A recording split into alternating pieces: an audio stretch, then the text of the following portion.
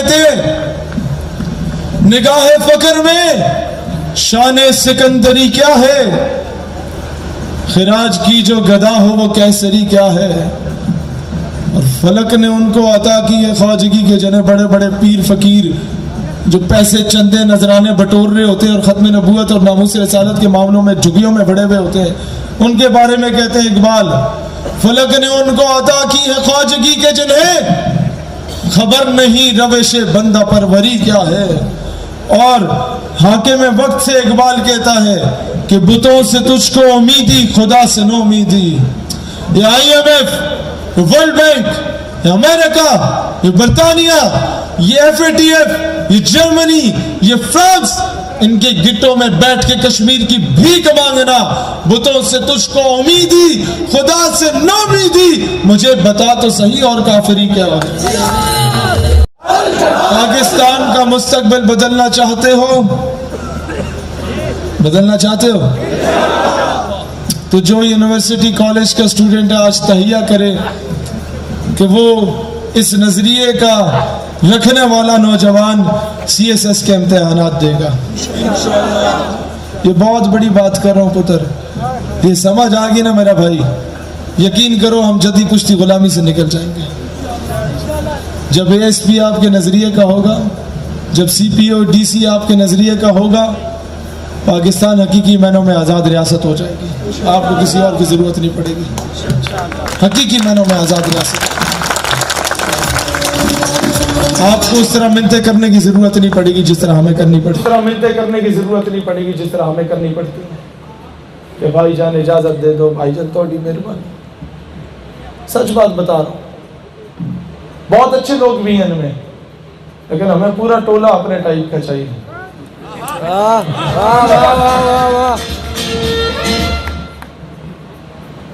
ہمارا دیکھو ایک کام ہے، میں ادھر سے نعرے لگوا کے تمہیں واپس بھیج دوں، میں فراڈ نہیں کرنا چاہتا تمہارے ساتھ نوجوانوں۔ نظریاتی لوگوں کی تربیت کرو، CSS کے لیے اپلائی کرواؤ، ISSB کے لیے اپلائی کروا کے اسے افواج پاکستان کا سپاہی نہیں افسر بناؤ۔ آج سے 20 سال کے بعد وہ کسی مقام پہ ہوگا تو کسی اچھے سیاستدان کو الیکٹ کرے گا۔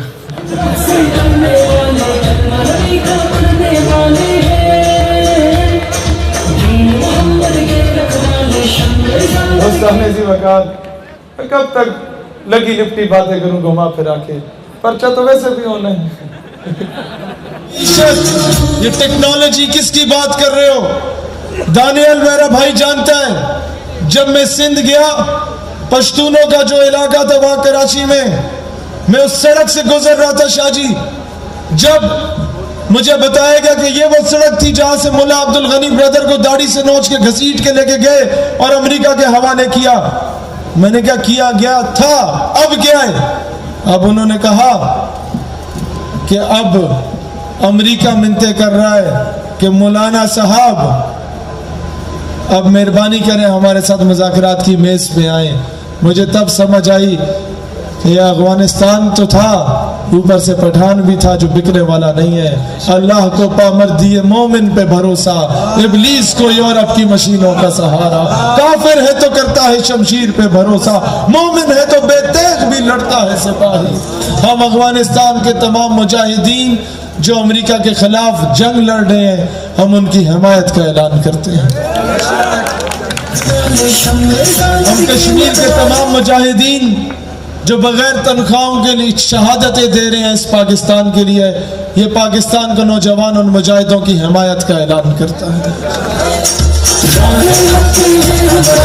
مستقبلی مکان آپ یہ بات نہیں سمجھ پائیں گے، بالکل نہیں سمجھ پائیں گے، لیکن یقین کرو مسجد مدرسے میں 250 ہم خیال لوگوں کے درمیان پنکھے کے نیچے بیٹھ کے جہاد کا نعرہ لگانا بڑا آسان کام تھا۔ جن کالجز اور یونیورسٹیز میں اربوں ڈالرز کی انویسٹمنٹ کر کے انگریزوں نے ہمارے اندر سے جہاد کی تڑپ کو نکالا تھا، آج ہم کامیاب ہوئے کہ پاکستان کے ہر گلی کوچی میں جہاد کی صدا بلند ہو رہی ہے اور ان کے ڈالرز پہ لات مار دی گئی ہے۔ الحمدللہ۔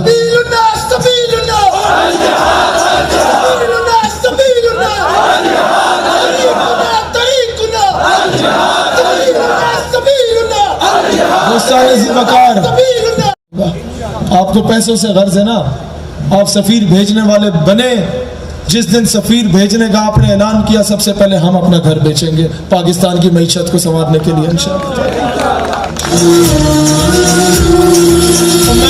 اب بھی عمران خان صاحب اگر آپ فرانس کے سفیر کو واپس بھیجتے ہیں تو جو آپ کا معاشی نقصان وہاں سے ہونا ہے وہ آپ کے تمام مسلم ممالک میں جو امیر بزنس مین طبقہ حضور کا غلام ہے وہ اپنے پیسے ادھر بھیجنے کو تیار ہوگا انشاءاللہ، آپ کا معیشت کا نقصان نہیں ہوگا۔ ڈاکٹر عافیہ صدیقی واپس کیوں نہیں آ رہی؟ 21 وزراء عمران خان کے، جن میں سے 16 وزراء مشرف کے دور کے تھے، انہیں ڈر یہ ہے کہ وہ واپس آ گئی تو اس نے منہ کھول دینا ہے کہ کون کون ملوث تھا مجھے بیچنے میں۔ دوستان ذی وقار، ڈاکٹر عافیہ کا نام بیچا گیا ہے، قوم کی بیٹی کے نام پہ سیاست کی گئی ہے، قوم کی ماں کے نام پہ سیاست کی گئی ہے۔ ریمن ڈیوس ملک سے باہر جاتا ہے تو کہتا ہے پاکستانی $5-10 کے پیچھے اپنی ماں بیچنے کو تیار ہیں۔ دوستان ذی وقار، کیا یہ تمہارے منہ پہ تھپڑ نہیں ہے؟ دوستان ذی وقار، 1400 سال پہلے کے یزید کو گالی دینا تو جائز ہے، آج کے یزید کو کیوں نہیں گالی دیتے ہیں؟ دوستان ذی وقار، ریمن ڈیوس کو رہا کرنا کیا یزیدیت کے ہاتھ میں بیعت نہیں ہے؟ کرنل جوزف کو رات کی تاریکی میں باہر بھیجنا کیا یزیدیت کے ہاتھ میں بیعت نہیں ہے؟ دوستان ذی وقار بتائیے، ممتاز قادری کو پھانسی دینا کیا یزیدیت کے ہاتھ میں بیعت نہیں ہے؟ 1.5 لاکھ مسلمانوں کو گرفتار کر کے آسیہ ملونہ کو ملک سے فرار کرانا کیا یزیدیت کے ہاتھ میں بیعت نہیں ہے؟ خدا کا واسطہ ہے،